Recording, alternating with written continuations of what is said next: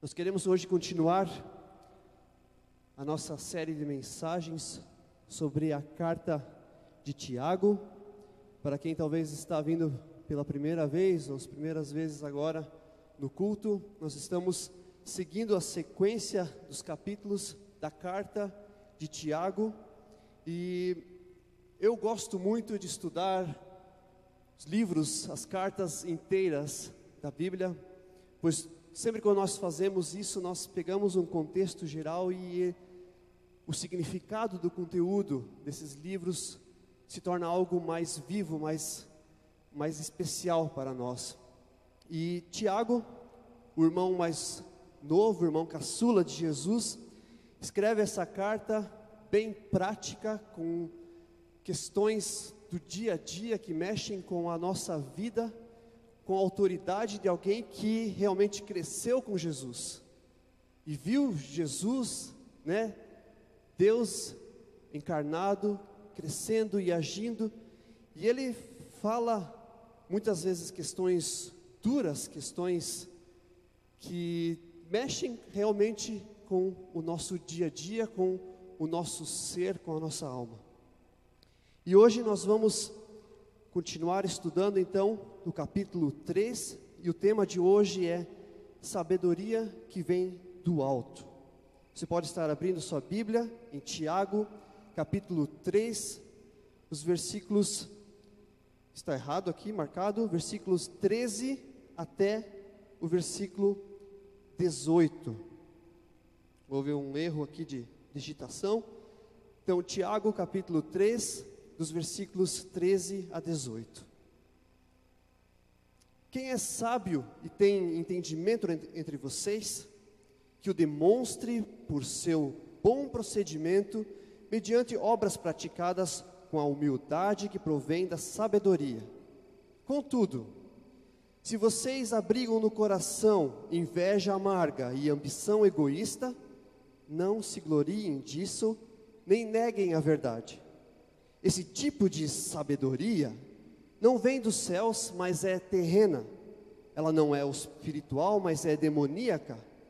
Pois onde há inveja e ambição egoísta, aí há confusão e toda espécie de males. Mas a sabedoria que vem do alto é antes de tudo pura, depois pacífica, amável, compreensiva, cheia de misericórdia e bons frutos, imparcial e sincera. O fruto da justiça semeia-se em paz para os pacificadores. Como é que nós podemos descobrir quem é sábio e quem não é sábio? Quem é sábio aqui? Não vou pedir para levantar a mão. Quem é sábio? Como a gente consegue descobrir quem é uma pessoa sábia? Será algum tipo de teste? Tipo um checklist assim, se a pessoa faz isso, então ela é sábia. Se ela não fez isso, então paciência, não é sábio. Ou sei lá, um teste de QI, se mede muito a inteligência das pessoas com esse teste de QI. Dá um número lá, tanto a pessoa é inteligente, se dá abaixo daquele número, a pessoa é considerada mediana, daí com um número mais baixo são os bobinhos, talvez considerados. Existe algum tipo de método para se medir a sabedoria de alguém? Bom, nos dias atuais, quem solta uma frase inteligente é considerado sábio. Não é assim? Bom, pessoas que falam alguma coisa que todo mundo fala,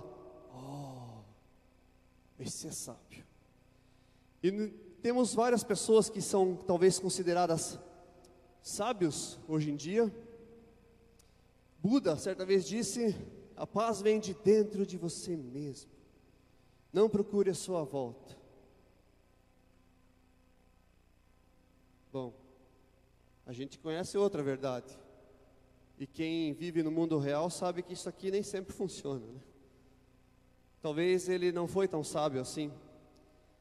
Paulo Coelho, o sábio brasileiro da atualidade, disse certa vez, o arqueiro permite que muitas flechas passem longe do seu objetivo. E você se pergunta o que ele quis dizer com isso. Bom, Gandhi, o grande revolucionário da Índia, disse certa vez: não existe um caminho para a felicidade é o caminho. Até faz certo sentido, podemos tirar talvez certo proveito dessa frase. Bob Marley, que tantas pessoas dizem como sábio, o cara que soube viver a vida, disse certa vez: quando morrer quero ser cremado, para que as minhas cinzas alimentem as ervas, e as ervas alimentem os loucos como eu. Dá para sentir o nível de sabedoria do indivíduo. Bom, tem gente que anda com a camiseta dele estampada no peito. Bom, e eu talvez não sabe o que, eu não sei se ele vive ainda, ou faz tanto tempo que eu não ouvi mais falar dele. Tiririca, né? Mas, apesar de tanta besteira que ele falou, uma coisa eu achei interessante que ele falou. Um recado para você que me odeia, eu te entendo. Ele mostrou uma certa sabedoria com essa frase, não é? Bom, mas será que essa é a maneira de nós medirmos ou definirmos se uma pessoa é sábia ou não é sábia? Deixe-me contar uma história para vocês. Ela está relatada em Números 13 e Números 14. O povo de Israel havia saído do Egito e passado por todo o deserto. Moisés havia tirado o povo, com a ajuda de Deus, os milagres de Deus, tirado o povo da escravidão do Egito. E Deus havia prometido uma terra para eles, uma terra onde mana leite e mel. E Moisés foi o líder desse povo que levou o povo de Israel do Egito até a terra prometida. E quando eles passaram por todo o deserto, que era o caminho, e receberam as leis de Deus e ordenanças, e estavam chegando na divisa do deserto com a terra prometida, Deus mandou o povo se acampar naquele local, e disse para Moisés: mande 12 espias para essa terra prometida, para eles olharem essa terra e verem que tipo de povos estão habitando nessa terra. Se eles têm cidades, se as cidades são grandes ou fracas, se tem muros, não tem muros, que tipo de gente vive lá, quais são os seus costumes, veja se a terra é boa ou não é boa. Mande esses 12 espias para lá, para eles poderem ver como é essa terra. E foi o que Moisés fez. Ele selecionou um membro de cada tribo desse povo. O povo de Israel era dividido em 12 tribos, e esses homens foram vasculhar a terra prometida. E depois de 40 dias eles voltaram, regressaram para o acampamento, e quando eles estavam vindo, o povo já viu que eles carregavam, 2 homens estavam carregando um cacho de uvas enorme. E eles pensaram: pá, essa terra deve ser o máximo. E foi o que esses homens também relataram. Eles chegaram para Moisés e prestaram relatório para Moisés e para todo o povo e disseram: a terra que fomos investigar é uma terra farta, uma terra que mana leite e mel, assim como Deus tinha dito. Há muitos frutos, há regiões de planície, há regiões montanhosas, mas o povo que vive lá é um povo poderoso. As cidades são fortificadas com muros e muito grandes. Nós vimos lá descendentes de povos muito fortes. Mas depois desse relatório, um homem chamado Caleb, que era um desses 12 espias, ele se levantou e falou para o povo: vamos conquistar essa terra, porque Deus nos deu ela. Ele nos prometeu que nos colocaria nessa terra e nós vamos adiante. Mas os outros homens, havia mais um que estava junto com Caleb, chamado Josué, mas os outros 10 homens deram outro relatório. E eles falaram para o povo: se nós entrarmos nessa terra, nós vamos ser mortos. Não podemos entrar nessa terra. Moisés e Caleb, Josué e Arão, eles estão loucos em nos levar até lá. Nós vamos morrer na mão desses povos bárbaros. E esses 10 homens começaram a espalhar um relatório totalmente negativo no meio do povo. Então o povo entrou em desespero.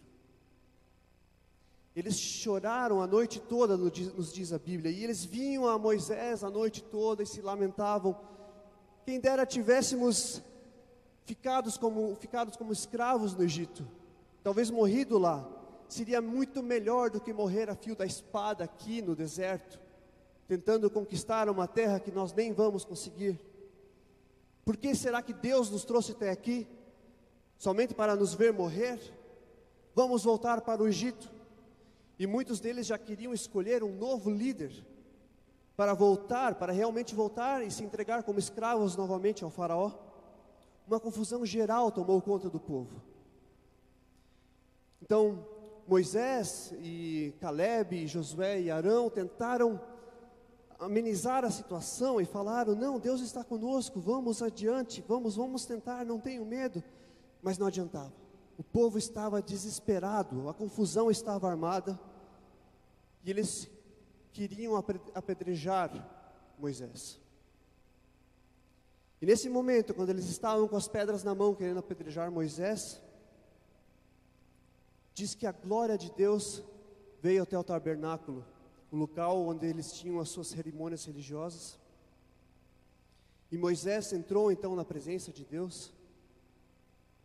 E Deus falou para Moisés: até quando esse povo me tratará com pouco caso? Até quando eles se recusarão a crer em mim?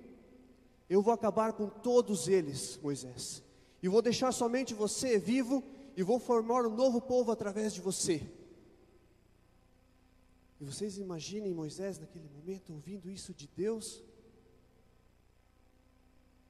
Ele deve ter pensado: bom, o povo queria acabar comigo, né? Que acabe com eles, talvez.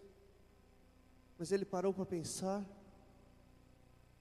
e fez uma das coisas que eu acho mais incríveis de relatos da Bíblia, de conversas de homens com Deus. Moisés respondeu para Deus: Senhor, se você destruir esse povo, então essa história vai chegar lá no Egito, e o povo do Egito irá rir de você. O povo do Egito irá dizer: aquele Deus fez tantas coisas e tirou aquele povinho do Egito lá e fez eles passar pelo deserto e nem conseguiu colocar eles na terra que ele tinha prometido. Imagine como Moisés argumenta com Deus. E Moisés diz: não, Senhor, não faça. Faça valer a sua promessa. Nós sabemos que o Senhor é paciente, é grande em fidelidade e perdoa o pecado. Mas perdoa esse povo, assim como você já tem feito tantas vezes desde que eles saíram do Egito. Depois dessas palavras de Moisés, Deus responde a ele: Moisés, eu vou atender o seu pedido. Eu vou perdoar esse povo, mas eles terão o seu castigo. Nenhum deles, dessa geração que se revoltou contra mim, irá entrar na terra prometida, somente os descendentes deles. Mas eu não vou castigar eles agora, não vou matá-los, vou deixá-los vivos. Essa geração já me obedeceu mais de 10 vezes. Somente Caleb e Josué, que foram os 2 espias que tiveram um relatório bom, eu vou permitir que eles entrem na terra prometida. Deus deu ordens então a Moisés para que ele voltasse para o meio do deserto, e lá o povo ficou 40 anos, até que toda aquela geração tivesse morrido. Quem é sábio e tem entendimento entre vocês? Tiago nos fala aqui sobre a sabedoria. E ele está falando no livro, na carta de Tiago, voltando agora à carta de Tiago, num contexto em que ele fala para pessoas que ensinam, líderes. O pastor Isaí já nos explicou isso semana passada. Que os mestres devem cuidar muito com suas palavras. E no versículo 13 a 18, desse capítulo 3, Tiago traz o tema da sabedoria para concluir esse pensamento que ele está tendo, essa instrução que ele está tendo para lideranças, para mestres, pessoas que ensinam, para o povo cristão em geral. O que é sabedoria? Como podemos definir sabedoria? Uma das respostas que nós mais, talvez, vemos e conhecemos é que sabedoria é diferente do que conhecimento. Sabedoria não se aprende, né? Não existe nenhuma faculdade, né, bacharel em sabedoria, ou um curso para aprender a ser sábio. Sabedoria parece ser algo diferente. Conhecimento nós conseguir em várias áreas. Todos os cursos que nós temos e oferecemos, o que eu estou fazendo aqui é passando conhecimento. Mas sabedoria é algo diferente, parece algo impalpável, difícil de explicar. E uma das melhores definições da diferença entre conhecimento e sabedoria é essa aqui. Conhecimento é saber a verdade. Sabedoria é saber o que fazer com ela. Conhecimento é teórico, sabedoria é prático e útil. Conhecimento traz informação, o que é muito importante. Sabedoria traz transformação. Conhecimento lhe explica a fé, lhe explica no que crer, o que é a fé. Sabedoria te ensina a viver a fé, como se comportar. Ambas são importantes e necessárias. O conhecimento é fundamental, mas a sabedoria é algo maior. Em todo o contexto bíblico, sabedoria é vista como um dom dado por Deus para julgar as coisas da vida de maneira inteligente, de maneira que venhamos a agir conforme a vontade de Deus. No Velho Testamento, a palavra sabedoria geralmente está ligada ou vem junto com as palavras ter discernimento e ser criterioso. Saber diferenciar as coisas, saber julgar as coisas. Mas voltando para a pergunta do início dessa mensagem: como podemos descobrir quem é sábio e quem não é sábio? Quando nós queremos procurar um pé de maçã, o que nós procuramos? Uma árvore que tenha folhas e maçãs. Assim também é com a sabedoria. Tiago nos ensina que se estamos procurando alguém que seja sábio, devemos procurar pessoas suas atitudes, cujo seu procedimento sejam coisas boas, coisas que sejam segundo a vontade de Deus. Toda a carta de Tiago, e principalmente os capítulos 2 e 3, se referem muito forte à questão do provar. Você tem fé? Prove com suas obras. Vocês lembram da bicicleta com o pedal?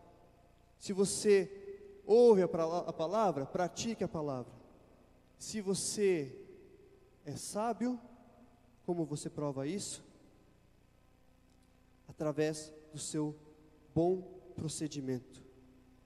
Versículo 13: quem é sábio e tem entendimento entre vocês, que o demonstre por seu bom procedimento.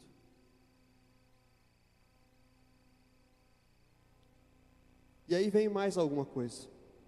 Mediante obras praticadas com o quê? Humildade. Segundo o dicionário, humildade significa que se diminui voluntariamente, que denota respeito, deferência. É usado como uma expressão de modéstia. Ah, ele é humilde, eu sou humilde. Uma pessoa humilde é uma pessoa que não age com o nariz empinado, que não age em soberba. Ela não se faz maior do que é, ela não se faz grande, ela não deixa subir para a cabeça, dizem os jovens. Ser humilde é saber colocar-se no seu lugar, sem menosprezar outros, sem se fazer um menor também. Às vezes a gente tem a ideia de que ser humilde é, eu me faço de coitadinho aqui, eu sou humilde, não sei o quê. Não, eu me ponho no meu lugar. Se eu sou bom numa coisa, sei fazer uma coisa, sou alguma coisa, eu me coloco naquele lugar. Se eu não sou tal coisa, se eu não sou bom em tal área, eu não sei fazer alguma coisa, eu digo, eu não sei, tá bom assim. E não faço de conta que sei ou sou sábio ou posso. Quem é sábio, demonstre isso por seu bom procedimento, mediante obras praticadas com humildade. E aí temos a descrição dos dois tipos de sabedoria que Tiago quer nos explicar aqui. Versículo 14: Contudo, se vocês abrigam no coração inveja amarga, ambição egoísta, não se gloriem disso, nem neguem a verdade. Ambição egoísta pode ser traduzido talvez como partidarismo. Eu defendo eu mesmo e a minha causa e os outros que se lasquem. Interesses próprios. O que é que realmente nos motiva a fazer o que nós estamos fazendo? Lideranças em geral lutam constantemente com esse problema. Lideranças dentro da igreja também. Se você trabalha no ministério, preste atenção. Todos nós iniciamos um ministério, iniciamos no reino de Deus, querendo fazer coisas por amor a Deus, por amor a Jesus, e queremos conquistar o mundo para Jesus. Nós queremos fazer a diferença com o Evangelho, mas pode acontecer que com o tempo, nós vamos vendo outras pessoas que trabalham conosco nos mesmos ministérios, as mesmas coisas, e vamos vendo que elas fazem melhor que nós, elas talvez ganham mais atenção, ganham mais elogios, e lá dentro do coração começa a crescer aquele sentimento bem lá embaixo, uma certa inveja. Não faz mal, né? Mas eu queria tanto mostrar para aquele cara que eu sei fazer melhor do que ele. Inveja e egoísmo começam talvez aos poucos a ser o combustível que faz você querer fazer alguma coisa para Deus, no reino de Deus. Talvez não só no reino de Deus, mas em todas as áreas da vida. Talvez na sua empresa, onde você trabalha, e daí você começa a trabalhar. No início você vai lá para ganhar dinheiro e poder sustentar a sua família, mas daí começa a ter alguém lá que você começa a ter inveja dele, porque ele talvez é melhor, é diferente, pensa diferente. Talvez entre familiares, disputas entre irmãos, às vezes é saudável brigar um pouquinho, né, quando você é mais jovem, mas às vezes pode essa inveja, essa ambição de querer um mostrar que é melhor que o outro, pode acabar com o relacionamento. Entre amigos, querer mostrar que eu tenho uma casa melhor, um carro melhor, que eu educo meus filhos melhor, e olha só, meus 2 filhos estão na igreja, os teus não, olha só como eu sou melhor que você. Agimos de maneira compulsiva, e Tiago nos alerta aqui, a todos nós, a sermos honestos conosco mesmo. Não se gloriem disso, nem neguem a verdade. Parem de mentir para vocês mesmos. Vocês estão sendo movidos por inveja, por egoísmo, fazendo da igreja, da empresa, da família, um joguinho particular de vocês e para ganhar vantagem própria. O que está movendo você a fazer aquilo que você está fazendo? São motivos puros ou é a inveja e o egoísmo? Seja sincero no seu coração. E aí vem o grande alerta de Tiago. Esse tipo de sabedoria não vem dos céus, mas é terrena. Não é espiritual, mas é demoníaca. Pois onde há inveja e ambição egoísta, aí há confusão e toda espécie de males. E aí nós voltamos à história do Egito lá, do deserto. E aqueles homens que estavam sentados, estavam tramando contra Moisés, agindo em sabedoria terrena, querendo ocupar o lugar de Moisés. O que eles fazem através dessa atitude? Confusão, toda espécie de males.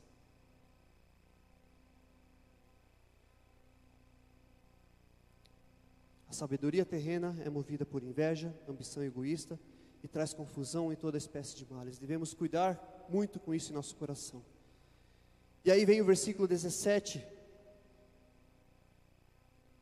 que Tiago começa a explicar o que nós devemos procurar. Mas a sabedoria que vem do alto é antes de tudo pura. Ela não é movida por uma ambição egoísta, não pelo egoísmo, mas é pura. Ela quer realmente viver na santidade. Ela é movida pela santidade de Deus, pelo amor a Deus, pelo amor ao próximo. Depois disso, ela é pacífica, amável, compreensiva. Ou seja, ela procura a paz, evita guerras. Ela não se deixa levar pela ira. Ela não se torna má, ela não vem de um desejo mau. E ela é compreensiva.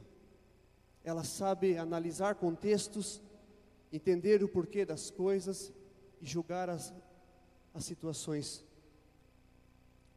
com compreensão. E aí ainda mais, ela é um resultado da sabedoria, da sabedoria que vem do alto. Ela é cheia de misericórdia, uma das características principais de Jesus. Jesus sempre julgava e agia em compaixão. Se nós nos lembrarmos das histórias da mulher samaritana, da mulher adúltera, de Zaqueu, dos leprosos, Jesus sempre agia em misericórdia. Ele sabia agir em misericórdia nos seus julgamentos. E essa é a sabedoria que vem do alto. E ela resulta também em bons frutos. Coisas que promovem o que é bom, um sucesso positivo nas decisões e nas empreitadas que nós entramos com a sabedoria divina. E ainda os dois últimos pontos, que são também muito importantes, que são dois fatores inegociáveis da sabedoria que vem do alto. Ela é imparcial. Ela não tem partido nem contra e nem a favor, ou somente a favor do que é certo. Ela não chega a sacrificar o que é a verdade por interesses próprios. Uma pessoa imparcial é aquela que irá julgar ou agir de uma maneira correta, mesmo que ela talvez tenha alguma perda com isso. Se alguém age assim, ela mostra que é sábia, que tem a sabedoria do alto. E sincera, não tem fingimentos, não é hipócrita. Ela não se faz, ela não diz que está tudo bem quando não está tudo bem. Ela sabe ser honesta e dizer a verdade. Esta é a sabedoria que vem do alto.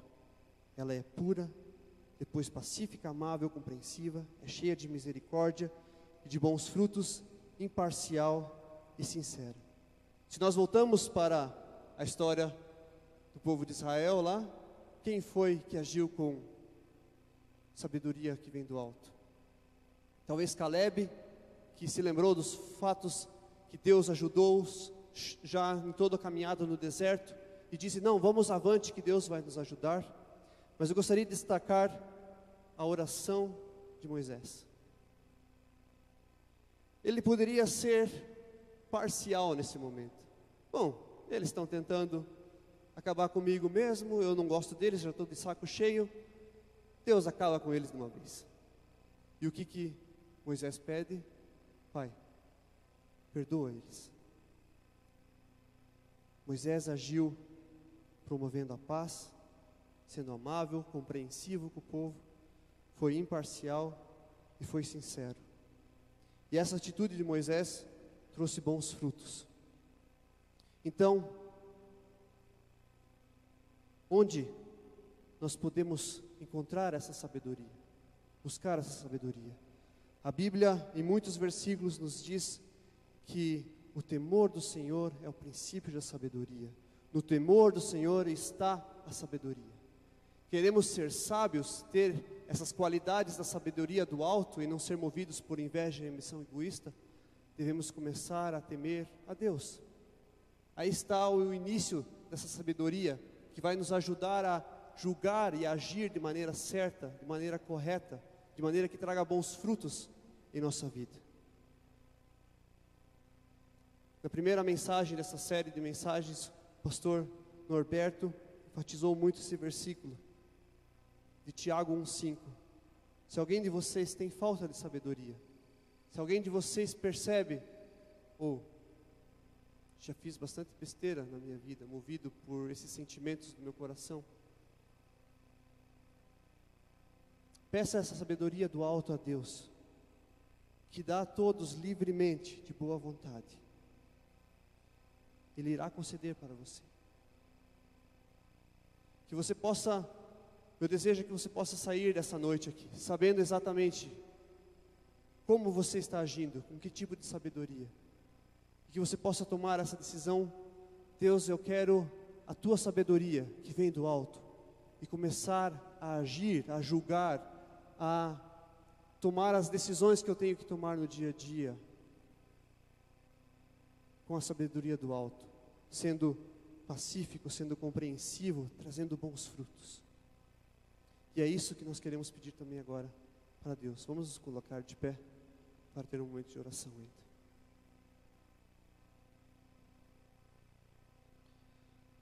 Pai, obrigado porque Tu nos dás o presente da salvação, e não somente o presente da salvação, mas Tu nos dás a possibilidade, Tu nos dás dons para aprendermos a viver melhor nessa terra. E nós Te pedimos, Pai, que Tu venhas estar nos iluminando, nos ajudando e nos abençoando com a Tua sabedoria. A sabedoria que vem de Ti, que vem do alto. Que possamos aprender, assim talvez como Moisés fez, a agir sempre segundo a Tua vontade no nosso dia a dia. Pai, a todos que estão pedindo agora em seus corações por essa sabedoria, que Tu possas estar dando e atendendo essa oração. Em Teu nome eu oro, amém.